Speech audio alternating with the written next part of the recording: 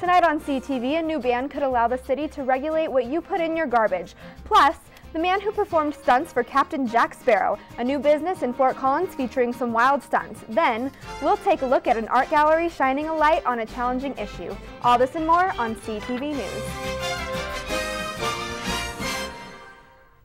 Welcome to CTV this Thursday, February 21st. I'm Kelsey Peterson. And I'm Tom Mullen. The Colorado Supreme Court has overturned a judge's decision to have a closed hearing for Austin Sigg, the man accused of killing 10-year-old Jessica Ridgway in October. The hearing will be open to the public, although Judge Stephen Mussinger said that he wanted to have a closed hearing in order to ensure a fair trial and protect privacy. According to a Colorado multifamily housing vacancy and rental survey, neighborhoods around CSU have fewer than 1% vacancy rates, but soon that might change. Construction company Berkman Partners intended to buy 3.5 acres of unoccupied land at the corner of North College and Maple to start a project that could bring 300 new apartments to the area. Brinkman has not closed on the property yet, but if it does, Kevin Brinkman said they would like to start construction by the end of September. Soon, you'll have to think about actually recycling all of that cardboard instead of throwing it away with the rest of your trash. The city is supporting a ban on cardboard from the waste stream. I took a closer look at this new ordinance and what it could mean for the city. The Fort Collins City Council has given initial approval to an ordinance that would ban the disposal of cardboard with regular solid waste. If the ban is passed into law, the idea of simply throwing cardboard in the trash will be a thing of the past. Under the ordinance, garbage men would be prohibited from picking up trash cans whose contents is 25% cardboard or more.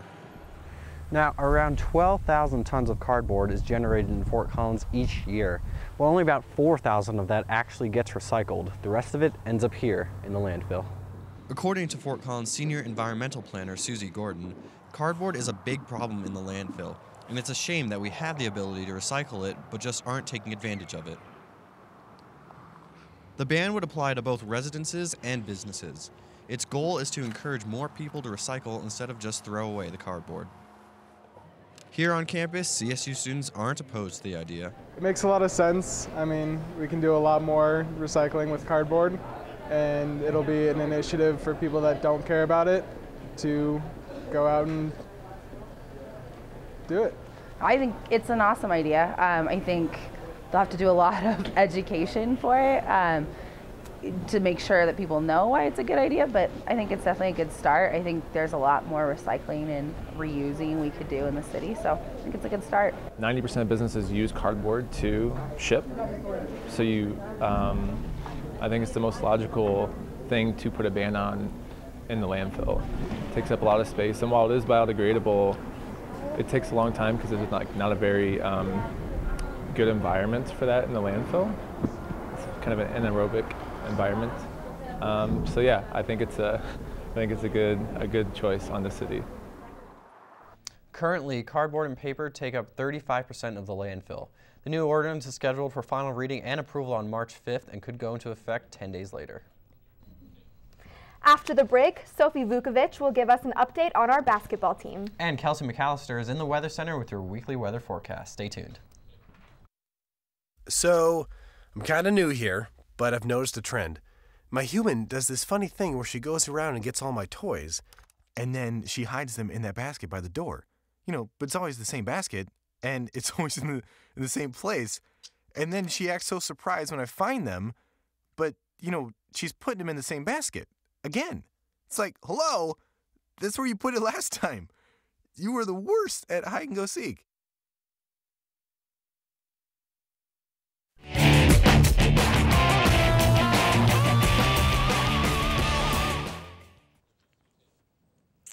The CSU men's basketball team played at UNLV last night. The last time the Rams played University of Nevada, Las Vegas was about a month ago in Moby. The Rams played well with a 66-61 win, continuing their home winning streak. Last night, however, they weren't quite as lucky. UNLV's Anthony Marshall hit a game-winning jumper with 7 seconds left, putting them ahead by 2. The Rams were out-rebounded for the first time this season, and they were only shooting 31% from the line, in the first half, that is. UNLV coach Dave Rice said, to Colorado State's credit, they came out in the second half with a sense of urgency. We lost our confidence a little bit on the defensive end because we were having a hard time making shots. Unfortunately, that wasn't enough to get them through. The Lady Rams, on the other hand, were at home at Moby, and they rolled over UNLV 60-44, which put them at a tie with New Mexico for 4th place in the Mountain West Conference. Junior Sam Martin led the Rams with 25 points. Junior Alicia Nichols had a career high of 14 points, and senior Megan Heimstra scored 10 points last night, which put her at 800 career points total. The women's team will be on the road this Saturday, but the men's team will be here at Moby against New Mexico at 2 p.m. Tickets are sold out already, so Moby is expected to be packed to cheer them on to another home win. We have Kelsey McAllister in the Weather Center. Kelsey, what can people expect when they're waiting in line? Will it be cold like it was today? You know, Sophie, it's actually going to be a lot nicer than it was today. Today, temperatures were very chilly and snow fell throughout the afternoon hours and picked up yet again this evening. The high today was 28 degrees, so let's take a look at the highs across the state for today. 27 in Denver, Vail and Fort Collins were in 28, 29 in Gunnison, and 43 degrees in Grand Junction, so it was very chilly. The low will dip near single digits tonight, so let's take a look at the temperatures now in Fort Collins. It is currently 19 degrees, but feels like 14 with wind chill, so it's extremely chilly. But just to the west of us, it is a little bit nicer. So this front will move in as we take a look across the country. It'll be very nice. It's sitting right over California, and it will pull into Colorado over the next couple of days. But don't get too excited because snow is in the forecast over the weekend. So let's take a look at the 7-day forecast. Tomorrow, like I said, it will be a little bit warmer with the high at 38 degrees with sunny skies. Saturday will be much nicer with the temperature reaching almost 50 degrees, but Sunday will dip down into the 30s, almost freezing with snow. Monday will be very nice with 41, 43 on Tuesday with sunny skies, and Wednesday will move up to 46 degrees, so it'll be absolutely nice and very seasonable for this time of year. Tune in tomorrow morning for my CTV Ramirez report. For CTV Weather, I'm Kelsey McAllister. Back to the desk. Thanks, Kelsey. Coming up, we take a look at a gallery that combats the stereotyping of Native Americans. And Kelsey here interviews the man who did stunts for Captain Jack Sparrow. So don't touch that remote.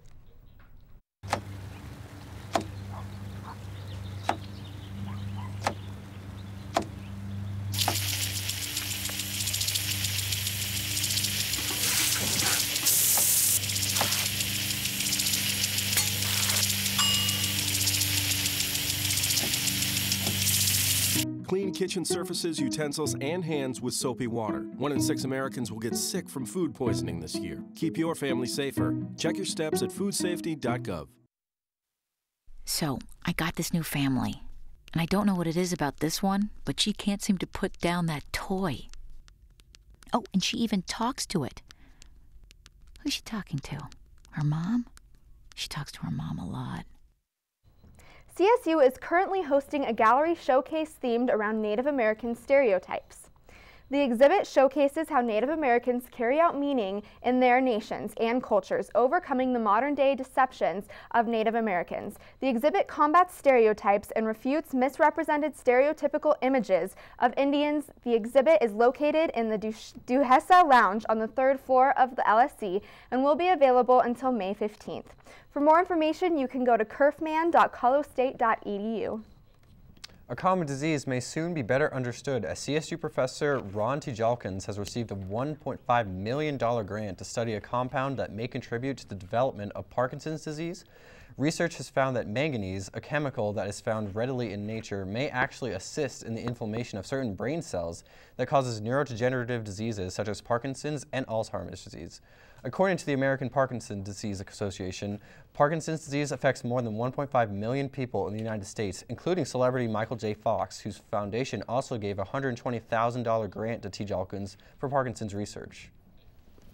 Speaking of famous actors, do you think Johnny Depp does all his own stunt work? He does have to protect that gorgeous face. So, in the first Pirates of the Caribbean, he was doubled by a man named Gary Montana. Action again.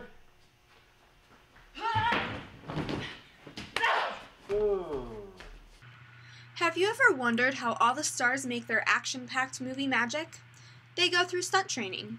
They start off with simple stunts like this, and they do them over and over and over again until they can look as good as these guys.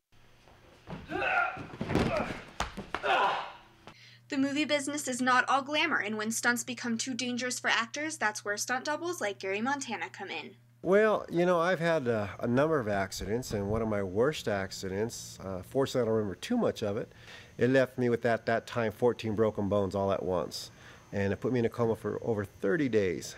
But the business has its perks as well, like check out this Elvis Presley belt signed by the one and only Priscilla. I'm Kelsey Peterson with CTV News, and I'm here at the Motion Picture Stunt and Tactical Studios in Fort Collins. Their Intro to Stunts class start on February 23rd, so come check it out and take the jump.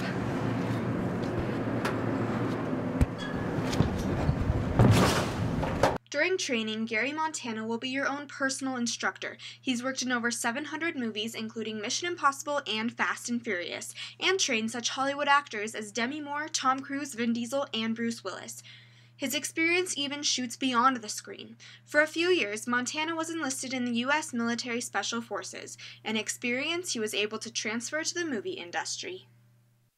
Years later, and for the past 12 years, that military experience has been very helpful because now we're consultants in movies, big movies, for what we do for SWAT and military action. From high falls to sword fighting, you'll start with the basics, but once you get really good, you'll be able to do stunts like this.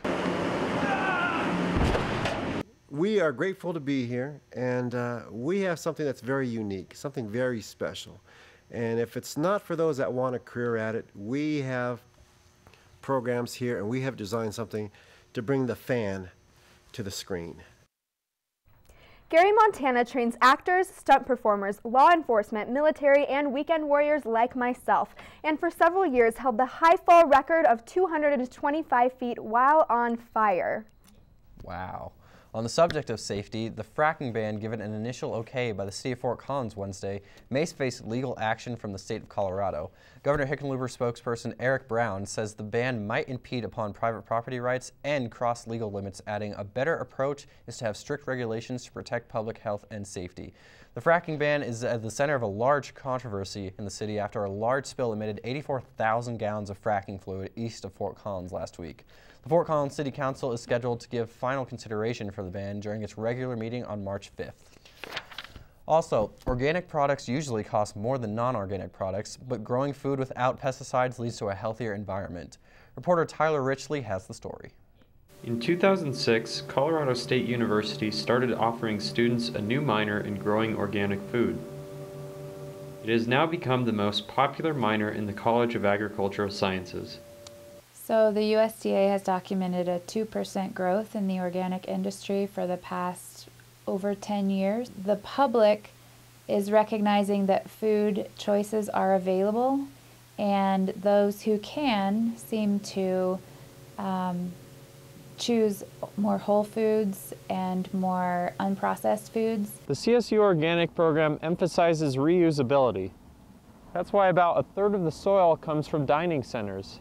The food that gets wasted and thrown out in dining centers on campus then gets reused to create new plants. We are preserving a very important resource in our American continent by not just letting our topsoil blow away, and that also has indirect effects when we preserve our topsoil by allowing water to infiltrate slower. So when we have drought years, crops can be more resistant in the field to harsh conditions and quite possibly have higher yields when we have drought and stress conditions, which seem to be every year.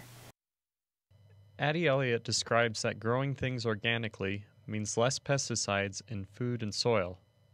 Researchers have yet to find any nutritional benefits from eating organically, and it is up to the consumers to decide what to eat. Thanks, Tyler. Make sure to visit us at ctv11news.com or follow us on Twitter at CTV11 for news updates. Have a great night.